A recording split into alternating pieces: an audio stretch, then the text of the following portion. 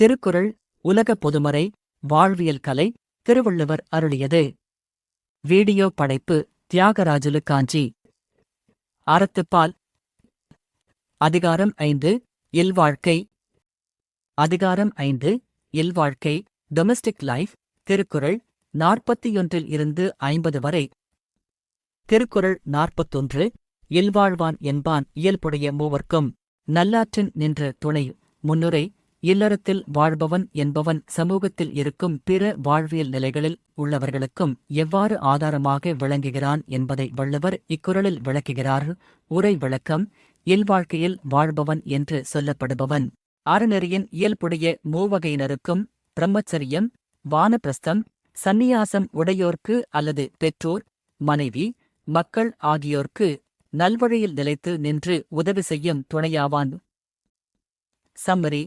A householder is a steadfast support, guiding in the path of virtue the three natural categories of people, students, ascetics, and the aged.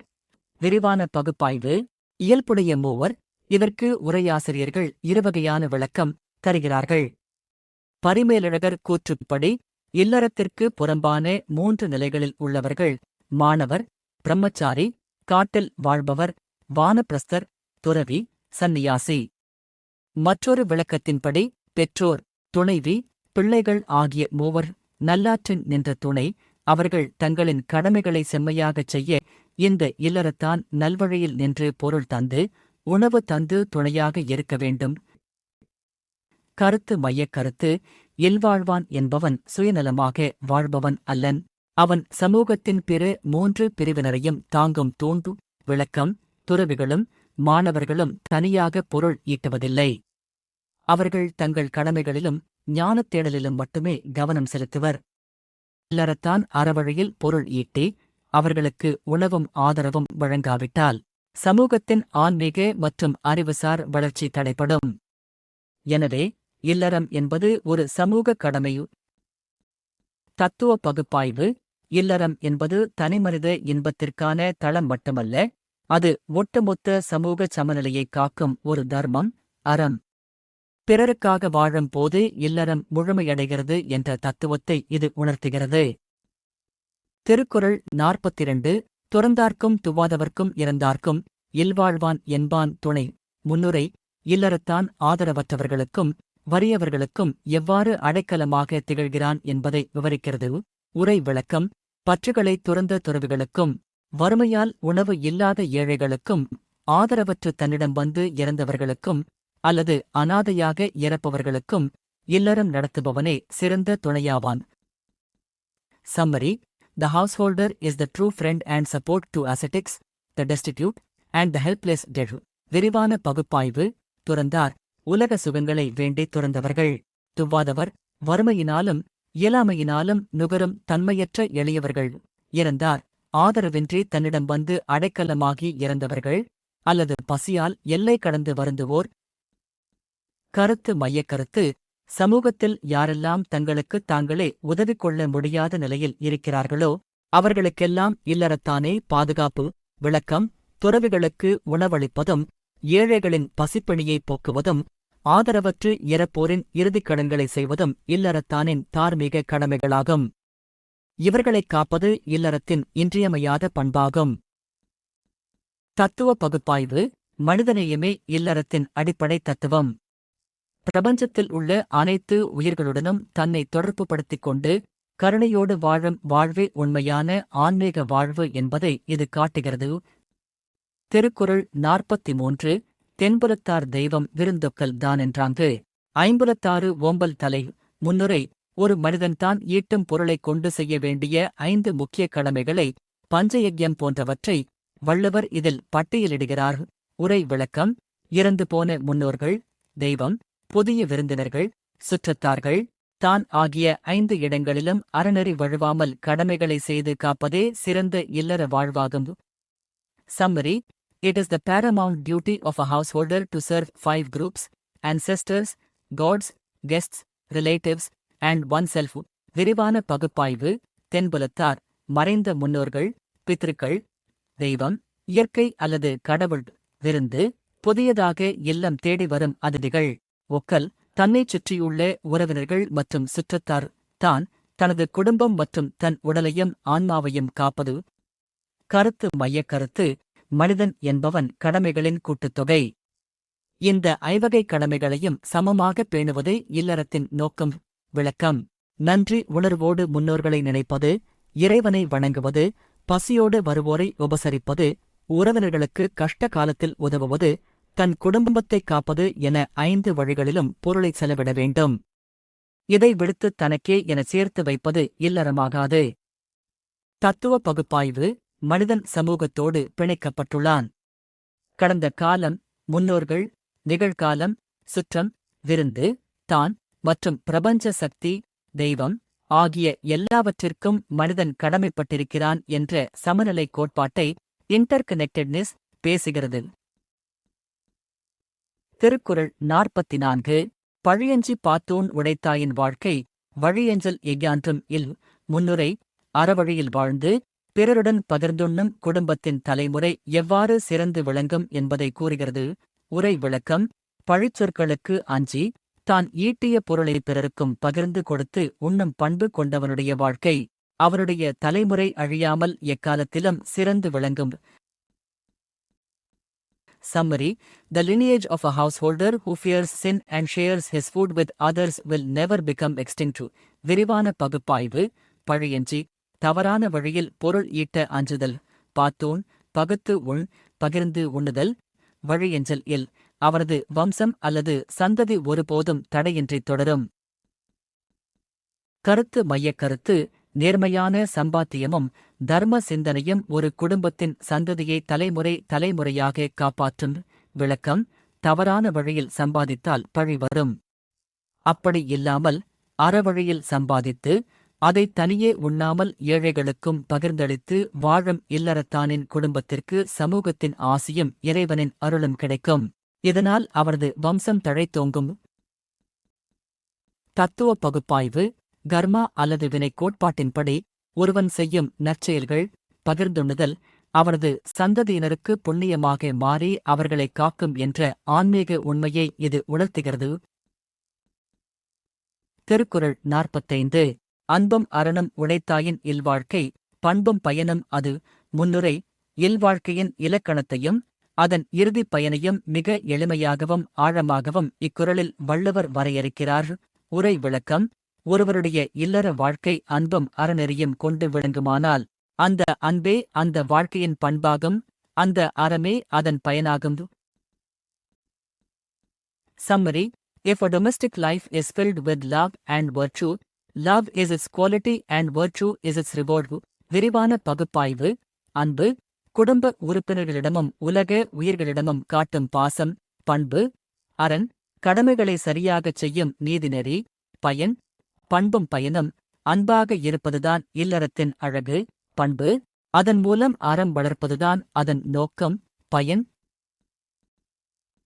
கருத்து மையக் கருத்து: அன்பும் அறமும்தான் இல்லற வாழ்வியல் இரு கண்களு. விளக்கம்: மனையாள் மற்றும் பிள்ளைகளிடத்தில் காட்டும் அன்பே இல்லறத்தை அழகாக்குகிறது. அந்த அன்பின் வழியே பிறருக்குச் செய்யும் அறச்செயல்களே அந்த வாழ்க்கையை அர்த்தமுள்ளதாக்குகிறது. இவை இரண்டும் இல்லையெனில் அது வெறும் இயந்திரத்தனமான வாழ்க்கை மட்டுமே. தத்துவ பகுப்பாய்வு: அன்பு என்பது அக உணர்வு, இன்டர்னல் ஆஸ்பெக்ட். அறம் என்பது புறச்செயல், எக்ஸ்டர்னல் அப்ளிகேஷன். அகமும் புறமும் ஒத்துப்போகும்போதே ஒரு மனிதனின் வாழ்க்கை ஆன்மீக ரீதியாக முழுமை பெறுகிறது என்ற உன்னத தத்துவத்தை இது விளக்குகிறது. திருக்குறள் 46. அறத்தாற்றின் இல்வாழ்க்கை ஆற்றின் புறத்தாற்றில் போய் பெறுவ தெவன். முன்னுரை: துறவறத்தை விட இல்லறமே சிறந்தது என்பதை வலியுறுத்தும் நோக்கில் அமைந்துள்ளது. உரை விளக்கம்: ஒருவன் இல்லற வாழ்க்கையை அறநெறிப்படி சரியாக நடத்தி வாழ்வான் என்றால் அவன் அதை விட்டுவிட்டு வேறு ஏதேனும் ஒரு நெறியில், துறவறத்தில் சென்று பெறக்கூடிய பயன் வேறு என்ன இருக்கிறது? ஒன்றுமில்லை. Summary: If a person leads a domestic life in the path of virtue, what is there to be gained by entering into any other state of life? விரிவான பகுப்பாய்வு: அறத்தின் அறத்தின் வழியே இல்லறத்தை நடத்தினால், புறத்தாற்றில் இல்லறத்திற்கு புறம்பான துறவறம் போன்ற பிற வழிகளில் பெறுவது எவன்? அடையப்போகும் கூடுதல் நன்மை என்ன இருக்க முடியும்? கருத்து மையக் கருத்து: நெறி தவறாத இல்லறமே மிக உயர்ந்த ஆன்மீக நிலை. அதைத் தாண்டி புதுமையாக தேட ஒன்றுமில்லை. விளக்கம்: காட்டிற்குச் சென்று உடலை வருத்தி தவம் செய்துதான் முக்தி அடைய வேண்டும் என்பதில்லை. வீட்டில் இருந்து கொண்டே மனைவியோடும் பிள்ளைகளோடும் வாழ்ந்து பிறருக்கு உதவி செய்து அறவழியில் வாழ்ந்தாலே அதுவே ஆகச்சிறந்த தவமாகிவிடும். தத்துவ பகுப்பாய்வு: கடமைகளிலிருந்து ஓடி ஒளிவது துறவல்ல, கடமைகளின் நடுவே இருந்து கொண்டே பற்றற்று வாழ்வதே கர்மா யோகா. உண்மையான ஆன்மீகம் என்ற கீதையின் தத்துவத்தோடு இது ஒத்துப்போகிறது. திருக்குறள் 47. இயல்பினான் இல்வாழ்க்கை வாழ்பவன் என்பான், முயல்வாருள் எல்லாம் தலை. முன்னுரை: பல்வேறு நெறிகளில் இறைவனை அடைய முயல்பவர்களை விட இல்வாழ்வான் எவ்வாறு முதன்மையானவனாக கருதப்படுகிறான் என்று கூறுகிறது. உரை விளக்கம்: இல்லறத்திற்குரிய நற்பண்புகளின் இயல்போடு வாழ்பவன் இறைவனை அடையவோ அல்லது புலன்களை அடக்கவோ முயலும் மற்ற அனைத்து துறவியரைக் காட்டிலும் முதன்மையானவனாக கருதப்படுவான். Summary: He who lives a domestic life in its true natural character is the foremost among all those who strive for spiritual heights. விரிவான பகுப்பாய்வு: இயல்பினான் இல்லறத்திற்குரிய இயல்புகளான அன்பு, ஈகை, கடமை தவறாமை போன்றவற்றோடு முயல்வார், தவம், யோகம் போன்ற ஆன்மீக முயற்சிகளை செய்வோர் எல்லாம் தலை. அவர்கள் எல்லோரையும் விட முதன்மையானவன் தலை சிறந்தவன். கருத்து மையக் கருத்து: இயல்பான இல்லற வாழ்வே கடுமையான தவ வாழ்வை விடவும் மேலானது. விளக்கம்: புலன்களை அடக்கி தவம் செய்வோர் பல சோதனைகளை கடக்க வேண்டும். ஆனால் இல்லறத்தான் பல பொறுப்புகளுக்கு நடுவிலும் தன் தர்மத்தை நிலைநிறுத்துவதால் அவரது ஆன்மீக முதிர்ச்சி தவசியரை விடவும் உயர்ந்து நிற்கிறது. தத்துவ பகுப்பாய்வு: உலகை வெறுத்துச் செல்லும் ஆன்மீகத்தை விட உலகை ஏற்றுக்கொண்டு அதில் அறத்தைச் செலுத்தும் சமூக ஆன்மீகமே சோஷியல் ஸ்பிரிச்சுவாலிட்டி உலகிற்கு தேவை என்பதை வள்ளுவம் அன்றும் இன்றும் உரக்கச் சொல்கிறது. திருக்குறள் 48. ஆற்றின் ஒழுக்கி அறனிழுக்கா இல்வாழ்க்கை நோற்பாரின் நோன்மை உடைத்து. முன்னுரை: இல்லறத்தானின் ஆற்றலையும் அவன் செய்யும் தார்மீக கடமையின் வலிமையையும் தவ வலிமையோடு ஒப்பிடுகிறார் வள்ளுவர். உரை விளக்கம்: பிறரையும் அறவழியில் நடக்கச் செய்து தானும் அறநெறி தவறாமல் வாழ்கின்ற இல்லற வாழ்க்கையானது காட்டில் சென்று தவக்கோலம் பூண்டு நோன்பு நோற்பவர்களின் தவ வலிமையைக் காட்டிலும் மிகுந்த வலிமையுடையதாகும். Summary: A domestic life that guides others in virtue and does not stray from righteousness possesses greater power than the severest penance. விரிவான பகுப்பாய்வு: ஆற்றின் ஒழுக்கி மற்றவர்களையும் நல்வழியில் அறவழியில் நடக்கச் செய்து அறனிழுக்கா தான் கொண்ட அறத்திலிருந்து வழுவாமல் நோற்பாரின் நோன்மை உடைத்து தவம் செய்வோரின் தவ வலிமையை விடவும் மிக அதிக ஆற்றல் கொண்டது. கருத்து மையக் கருத்து: தன்னை சார்ந்தோரையும் நல்வழிப்படுத்தி தானும் நேர்மையாக வாழ்வதே ஆகச்சிறந்த தவம். விளக்கம்: துறவி தனக்காக மட்டுமே தவம் செய்கிறார். ஆனால் இல்லறத்தான் தன் குடும்பம், பிள்ளைகள் மற்றும் சமூகம் என பலரையும் நல்வழிப்படுத்துகிறான். இதனால் இல்லறத்தானின் பொறுப்பும் அதன் மூலம் அவனுக்கு கிடைக்கும் புண்ணியமும் தவசியரை விட பெரியது. தத்துவ பகுப்பாய்வு: தனிமனித ஒழுக்கம் என்பது எளிது. ஆனால் ஒரு குழுவாக அல்லது குடும்பமாக இணைந்து ஒழுக்கத்தை பேணுவது கடினம். அந்த கடினமான காரியத்தைச் செய்வதால் இல்லறம் தவத்தை விட ஆற்றல் மிக்கதாக மாறுகிறது. திருக்குறள் 49. அறனெனப்பட்டதே இல்வாழ்க்கை அஃதும் பிறன்பழிப்ப தில்லாயின் நன்று. முன்னுரை: அறம் என்ற சொல்லுக்கு உண்மையான இலக்கணம் இல்லறமே என்பதை மீண்டும் உறுதிப்படுத்துகிறார். உரை விளக்கம்: அறநெறி என்று சிறப்பித்துச் சொல்லப்பட்டது இல்லற வாழ்க்கையே ஆகும். அந்த இல்லறமும் பிறரால் பழித்து பேசப்படாத நல்வழியில் அமையுமாயின் அது மேலும் நன்மையுடையதாகும். Summary: Domestic life is the truly designated path of virtue, and it is even better if it is free from the reproach of others. விரிவான பகுப்பாய்வு: அறனெனப்பட்டதே இல்வாழ்க்கை. அறம் என்று உலகத்தாரால் பேசப்படுவது இல்லறமே. ஏனெனில் இதில்தான் தியாகமும் ஈகையும் அதிகம். பிறன் பழிப்பது இல்லாயின் நன்று. அது பிறர் பழிக்கும்படியான தவறான செயல்கள் இல்லாத தூய்மையான வாழ்க்கையாக இருக்க வேண்டும். கருத்து மையக் கருத்து: பழிச்சொல்லுக்கு ஆளாகாத நேர்மையான இல்லறமே உண்மையான அறம். விளக்கம்: ஒருவன் இல்லறத்தில் இருந்து கொண்டு திருடுவது, பொய் சொல்வது போன்ற பழிக்குரிய செயல்களைச் செய்யக்கூடாது. பிறர் வியந்து போற்றும்படியாக நேர்மையோடும் தூய்மையோடும் வாழும் இல்லறமே உலகிலேயே மிக உன்னதமான அறமாகும். தத்துவ பகுப்பாய்வு. பொதுமக்களின் அங்கீகாரமும் சமூக ஒழுக்கமும் இல்லறத்திற்கு முக்கியம்.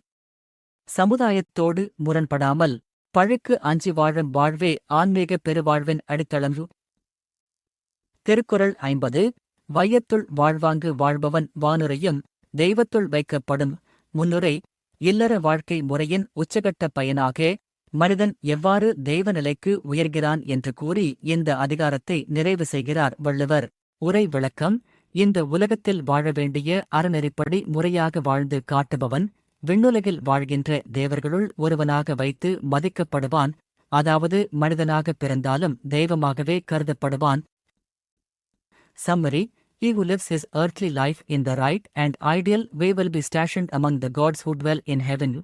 விரிவான பகுப்பாய்வு. வாழ்வாங்கு வாழ்பவன் மனித வாழ்க்கைக்கு வகுக்கப்பட்ட தர்மங்களின்படி கடமைகளை சரியாகச் செய்து வாழ்பவன் தெய்வத்துள் வைக்கப்படும். அவன் மனித உடம்போடு பூமியில் வாழ்ந்தாலும் அவனது தகுதி வானத்தில் இருக்கும் தெய்வத்திற்கு இணையாக கருதப்படும். கருத்து மையக் கருத்து. நெறி தவறாத மனிதன் பூமியிலேயே நடமாடும் தெய்வம் ஆவான். விளக்கம். தெய்வத்தைக் காண எங்கோ ஓட வேண்டியதில்லை. கடமை, அன்பு, ஈகை, பழிக்கு அஞ்சுதல் போன்ற நற்பண்புகளுடன் இல்லறத்தை நடத்தும் ஒரு மனிதன் சாதாரண மனித நிலையை தாண்டி தெய்வ நிலையை அடைகிறான். மறைந்த பின்னும் அவனது புகழ் உலகத்தாரால் தெய்வமாக போற்றப்படும். தத்துவ பகுப்பாய்வு. மானிட சேவைதான் மாதவ சேவை மற்றும் அன்பே சிவம் போன்ற தத்துவங்களின் உச்சகட்ட வடிவம் இது. மனிதன் தன் சுயநலத்தை ஒழித்து இல்லற தர்மத்தின் மூலம் பிரபஞ்சப் பேரன்பாக மாறும்போது அவனே தெய்வமாகிறான் என்ற அத்வைத ஆன்மீக உண்மையை எளிமையாக விளக்குகிறது. திருக்குறள் உலக பொதுமறை வாழ்வியல் கலை. திருவள்ளுவர் அருளியது. வீடியோ படைப்பு தியாகராஜுலு காஞ்சி. அறத்துப்பால். அதிகாரம் 5. இல்வாழ்க்கை.